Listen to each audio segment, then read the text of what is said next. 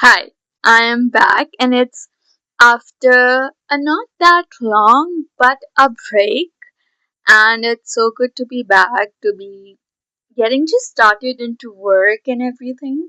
So, yeah, this is part of my workroom video. And it's kind of connected to the last one, and I know most of you don't remember the last one, so I'm going to remind. So, the last video was basically me sharing about GTM, what go to marketing strategy is, and with that, I shared an example of how I successfully created, strategized, designed, and deployed this newsletter for a financial services company. And even though it was my first time doing properly creating, the results that we all received were amazing. So I although touched upon in my last video, but in this I'm going to be go quite deeper into what the strategy was about, how I designed it, what's the newsletter, how it looked like, what was the goal behind it. So I can take you all through it, right? So, when even though I'm going to be sharing that video after this, so just when I just started working for this company, I was a bit bewildered because this was a financial services company, and me being a marketing major, it was, I just said, would be quite hard for me to understand the terms, to be okay and comfortable with all the big terms. And even when pitching to people or even working on marketing strategy, if it looks like the person who is marketing have no idea what they're talking about, then of course that raises a really big question mark on the company's authenticity, on the company's trust, credibility. And so I didn't really want that to be at stake. When I of course when I started, held meetings with the senior management. Since it was a remote based company, I scheduled the meetings, and I also made sure that I understand what their expertise are, because at the end I wanted the managing directors, the analysts, and all of these people to be the thought leaders in the work they are trying to produce, right? And this newsletter was same as that. I wanted the same thing. I didn't want to give it any hint or even a whiff or something, like a person who is designing have no financial background. And thank God that didn't happen, because the results were quite amazing. And when I say that it was hard for you to get those results, I'm saying that because the target market were not just any people. We weren't targeting consumers. We weren't targeting just people who go by each and every email. No, we are talking about, when it comes to the corporate world, we are talking about the upper echelon of the society. So, senior manager, managing directors, financial ministers, or even CFOs, interim CFOs, founders. So, all of these people who wouldn't care about anything that involves fluff, that involves just a fancy words. They, of course, their attention span is limited, but limited in a way that they only pay attention to the things that requires care, that requires their that kind of attention. And I think that's something amazing. So now I'm just going to go share with you the strategy. So yeah, let's go. So yeah, from that video to this video, we are okay. Let's first introduce the workroom. We are in a workroom, and of course, right now we are discussing the letter. That's not working. It's not working.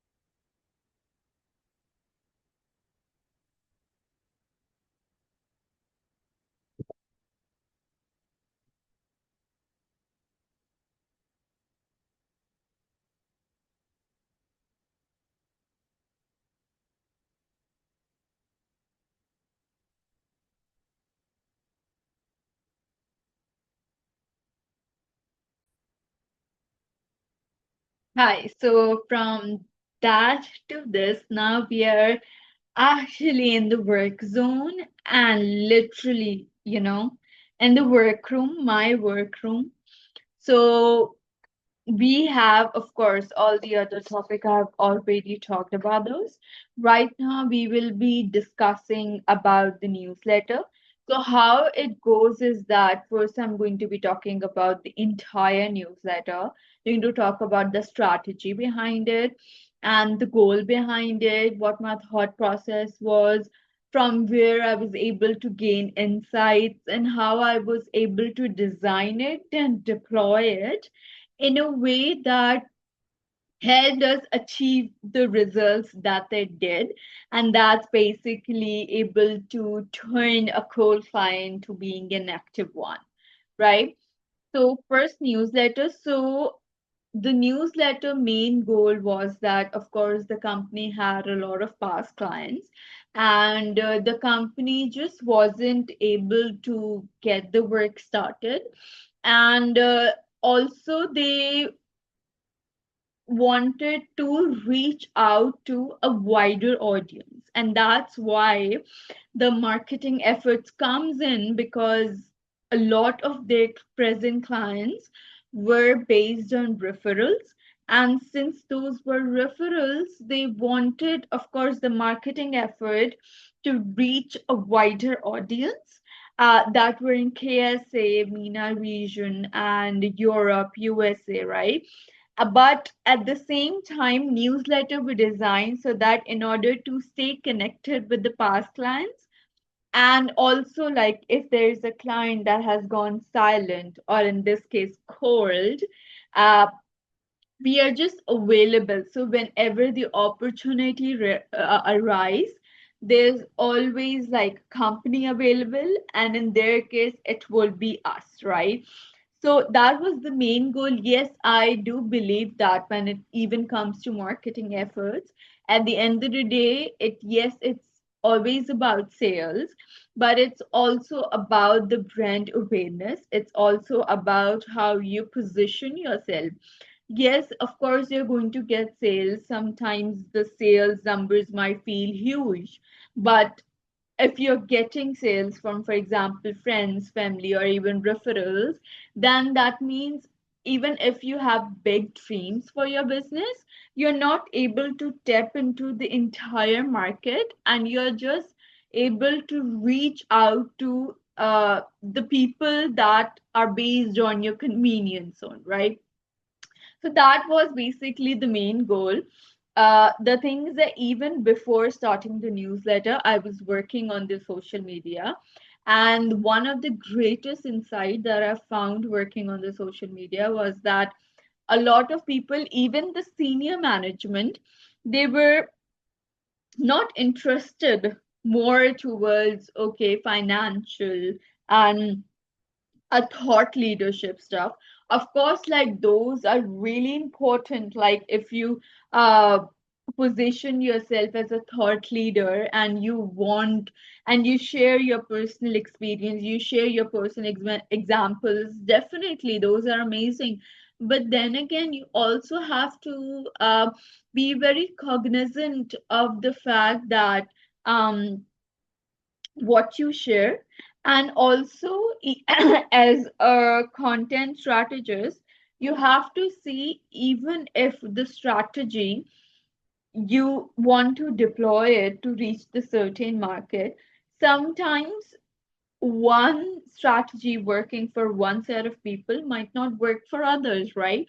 And that's how being a strategy is, that okay, if this doesn't, how you can just step into another show of yours and find out a different method of reaching out to people. Initially, yes, it was a journey of finding out, but one of the great insight I found out that even though thought leaderships, everything was important, the target market, those were, I already like talked about the upper echelon of the society, the managing director, the CEOs, the co-founders, those who are more interested when it comes to that authenticity, that credibility, the humanness with the content. And I think that a lot of, yes, of course, there's this generational gap, and a lot of people are very distant from that idea. But this is really what get us through. This is really what not only increase the engagement, but also got us a client, because you are able to tap into that area that he wasn't just recalled of the work, but he was recalled of the people he worked with. And I believe that that just changes everything, right? So when I worked on this newsletter, I wanted definitely the CEO's involvement, and and even though of course the main aim was that him to be there, right? We got like a whole email, sort of a letter of a quarter, that was included in the newsletter as a way to just help the past clients to feel that they're part of this, not as a community and not as a client, but more of like a family. I know these things sound cliche, I know that, but these work, these just work. So that's how I started. That's how we started. An insight from a client, of course, I turned it into a branding of my own thing. So of course I would do that. I had to remove. So I thought, what's the better way than me doing showcasing me, right? So then it was insight from my client. Of course, like previously, the company wasn't really reaching out to clients and using them as they should. And then we were able to get that insight from a client that was shared on the social media. And the whole insight was shared over here. And the fact that it was a bit detailed, it gave that important edge, because yeah, insight would show that okay, yeah, okay, someone else had the same experience. But at the same time, insights also shows that um if it's detailed one, like they'll be able to connect with the work, like if someone is talking nice about the people they work with, or even for example it's a financial service, like for example a financial model, so maybe that work clicked their mind, right? So that was it. And then of course, since I was building the social media, I immediately thought it was really important in order to have that 360-degree approach. Like even if it's a newsletter and they're being informed through an email, and they, of course, the email link would be available, there needs to be some way, okay, there's social media presence and also available.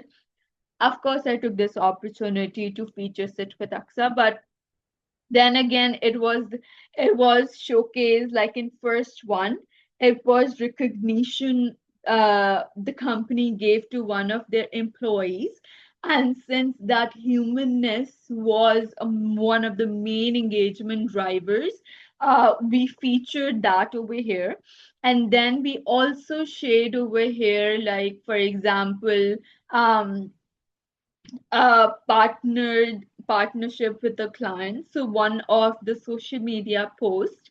So even if they, okay, they see the catch on social media, but just a screenshot or just the same picture shared on that social media page, would this ring that bell? Okay, I've seen somewhere and where it's that page, and boom. So that's basically how it was supposed to work, and it did. Um, so of course, when it comes to the goal, getting sales and also like building awareness, being out there, that was backed by the insight I received from social media, from already doing the market research, the insights work, and that's what came about the whole strategy and the whole I would say content when it comes to the newsletters. And then of course we have shared what the core values are that we want to be, that one of the ways we want to be known for, and that was strategic execution. And then there was a feature of an employee, a new employee in this case per se, but overall their mindset, why they join, and what's something they really like about it, about the company. And then there was this meetup that we had, and I shared that collage over here, and just the pictures of the people to make that feel more connected, right? So that's basically how the newsletter, the design that, yes, I built it on MailChimp. The design was in a way that we don't break uh, with the market we are targeting, right? So yes, we are targeting the senior, the upper management, but we have to be very, like I said, cognizant of the fact that we are targeting a different market. That's financial services.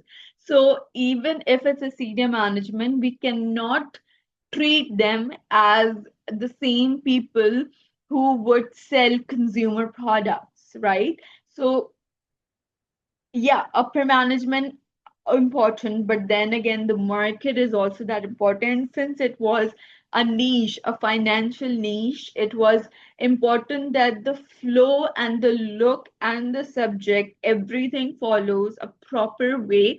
So it looks more professional and more clean, but at the same time, it is in line with the trend.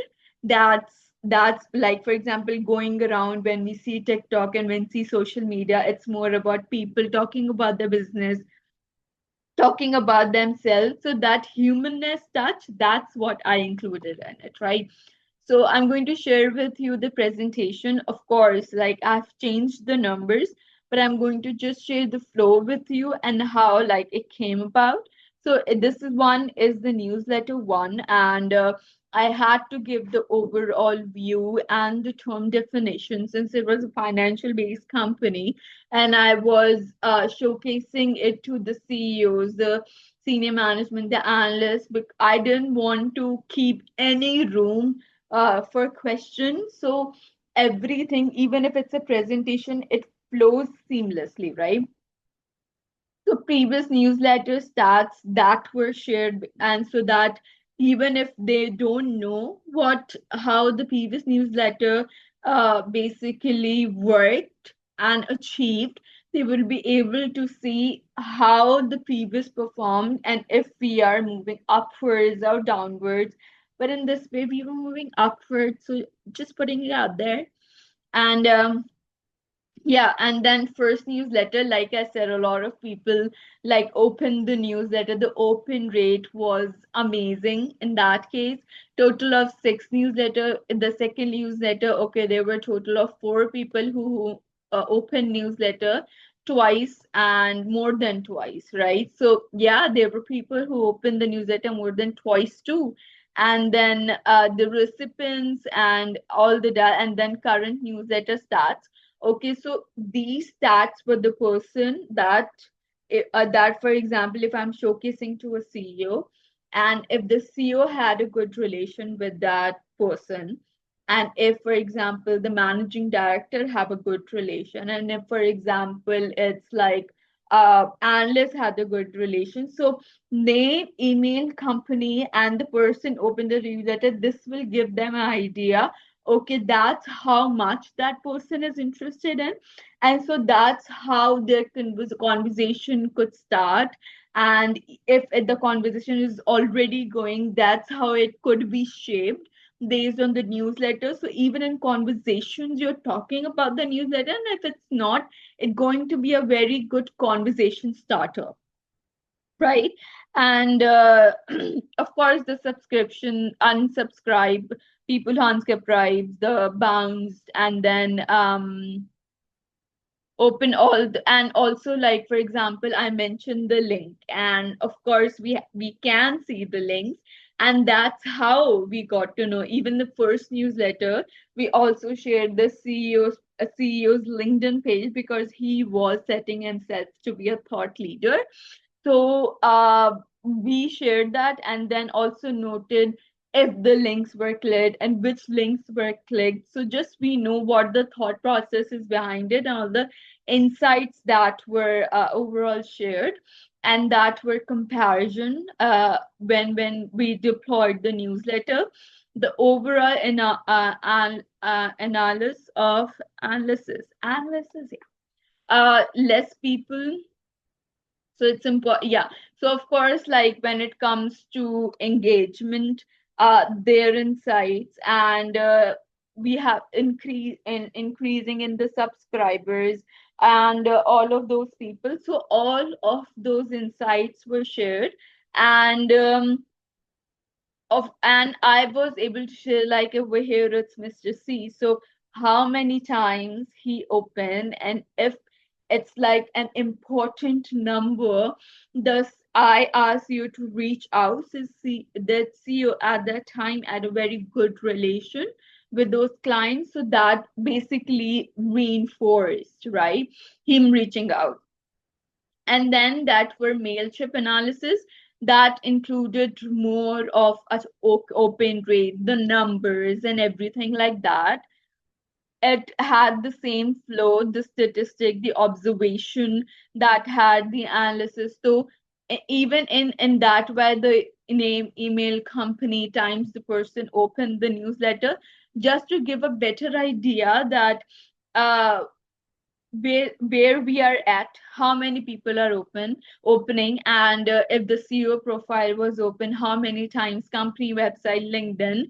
So even when we are building the website, even when we are working on the LinkedIn page, the interest of the people would show that okay, they are moving from one channel that we are reaching them out to other channel they're branching out to. So definitely the content will improve, everything will improve. And even if our CEO's profile, LinkedIn profile is being open, that also means that the thought leader content is definitely working, because just the presence of link and his name and his picture made a huge difference. So this is how, like, when I shared with him and when I shared, okay, this is the person who opened the newsletter, like I was talking about that cold client, that's how that conversation, he was cool because he was in a CRM in our pipeline already. But after the newsletter went around, we were able to get started with the work, and that was really amazing.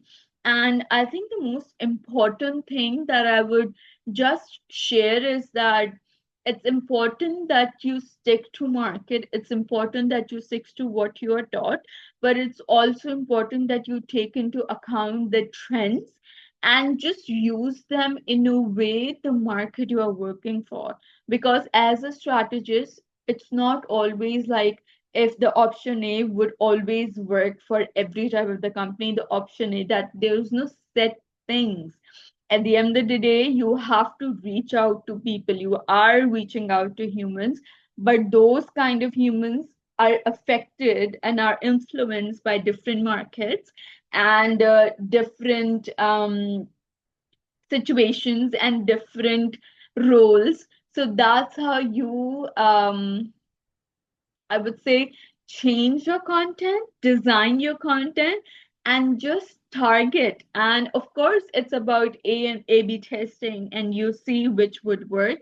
But when you just like boil it down and not complicate it, things does work out.